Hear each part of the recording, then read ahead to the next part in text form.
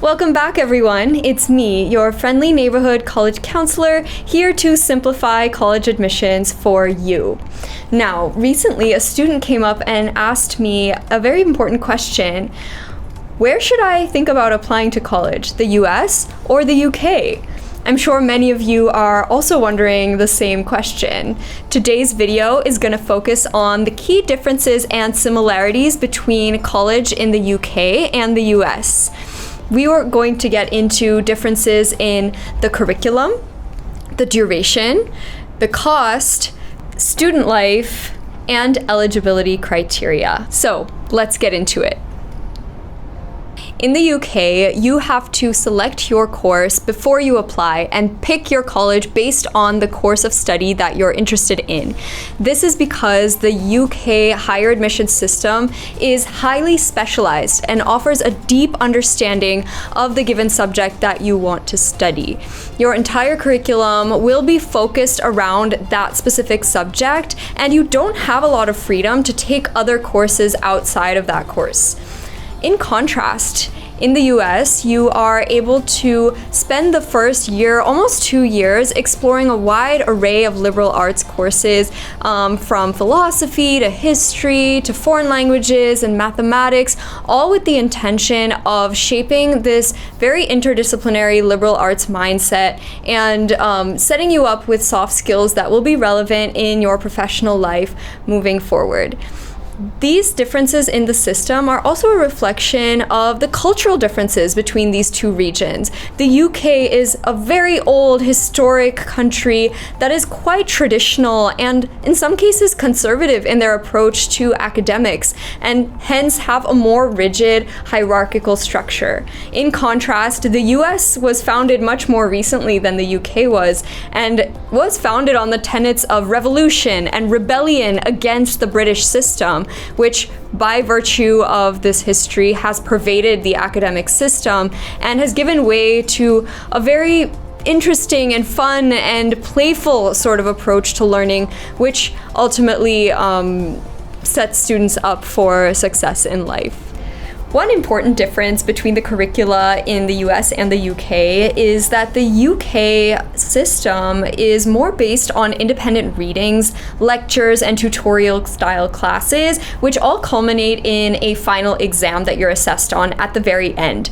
In contrast, the US system involves more group projects and classroom learning and interpersonal collaboration, where you are graded on a multitude of different intermediate projects as opposed to just one final exam on the spot. So think about which learning environment is best for you, and you can decide accordingly. Another point to keep in mind when comparing both regions is the duration of study. In the UK, given that the program is much more specialized, most UK programs are only 3 years in total and are typically terminal degrees, which means you can go on and pretty much in most cases get a job right away. In contrast, given that the US undergrad system is more broad-based and liberal arts focused, the duration of study in the US is 4 years and typically is expecting that a student will specialize later on through graduate study programs. Another important factor to consider is the cost of education in both the US and the UK. In the UK, you will spend on average per year approximately $25,000 US, whereas in contrast in the US, you can pay up to $49,000 per year at a private college and $38,000 per year at a public institution. This means that in the 3 years that you are studying in the UK, you will pay significantly less than in the 4 years that you are studying in the US. If this is an important factor for you, then make sure you're making an informed decision before you go ahead and apply. Now let's come to student life, or the overall student experience. While students in both the US and the UK tend to live in residence halls or dormitories, students in the UK generally will have single rooms, whereas in the US you almost definitely will have a roommate at least in your freshman year, if not 2 or 3, which will teach you how to live in conjunction with other people.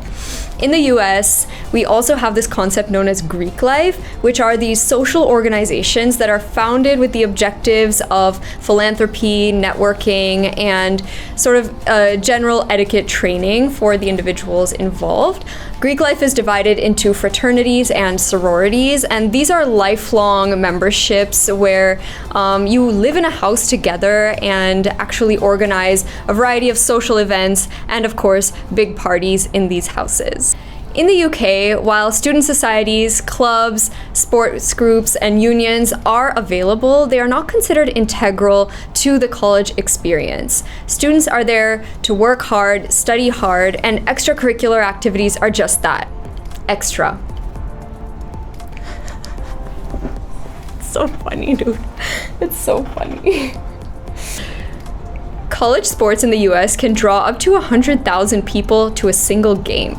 There's nothing even close to that in the UK. If campus life is important to you, or if you love watching live sports, you are probably better suited to studying in the United States. So now let's talk about the eligibility criteria at institutions in each one of these regions. In the UK, there is a much larger focus on your secondary school grades, that is your high school GPA, and you're not actually required to take the standardized testing of the SAT or the ACT. However, you are expected to take some kind of an English proficiency exam like the TOEFL or the IELTS to demonstrate your readiness for studying at college in an English medium environment.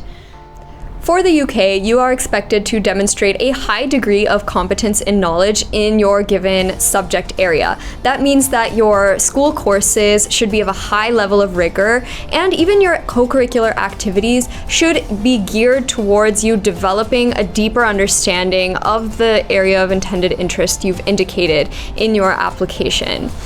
In contrast, in the US, you are expected to take standardized testing like the SAT and ACT, although some schools are moving away from that trend. In addition, you are highly encouraged to complete extracurricular activities that may have nothing to do with your intended area of study, but stem from your desire to serve your community, to act out of compassion, to uplift marginalized groups that are around you, and maybe pursue your hobbies and your passions in music or in sports and things that have nothing to do with what you want to study, just to demonstrate that you are a well-rounded individual who's ready to bring a great deal to any college campus. Now that we've covered all of this, it's time to think about how you can tailor your application strategy to optimally appeal to the individual region's academic systems. All right. For example, if you are really focused on getting into school in the UK, you are going to want to develop a profile that is deeply academic in nature, one that demonstrates an unwavering commitment to the subject of your interest. All the projects and activities that you do can have that intellectual vitality and curiosity pervading them throughout. In contrast, for the US, you can craft your application in a more well-rounded manner that demonstrates that, hey, I love this subject that I'm applying for, but I'm also dedicated towards serving my community. I'm also dedicated to my hobbies and to my family responsibilities and, everything else that makes me a whole human being. That way you can highlight your character, your personal qualities, and all the things that US colleges are looking for that the UK universities don't really care as much about. Deciding between the US and the UK is a very personal decision that comes down to your own values and career goals.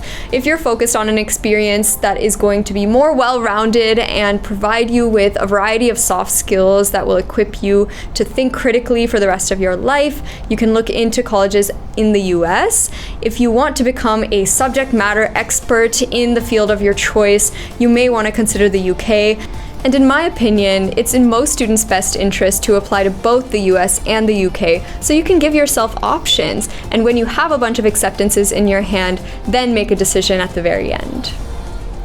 that's all we have for you today. I'm signing off as your friendly neighborhood college counselor. Do be sure to like, subscribe, and share this video with any of your friends who are also navigating this exciting world of college admissions. We'll see you next time, and don't forget to hydrate.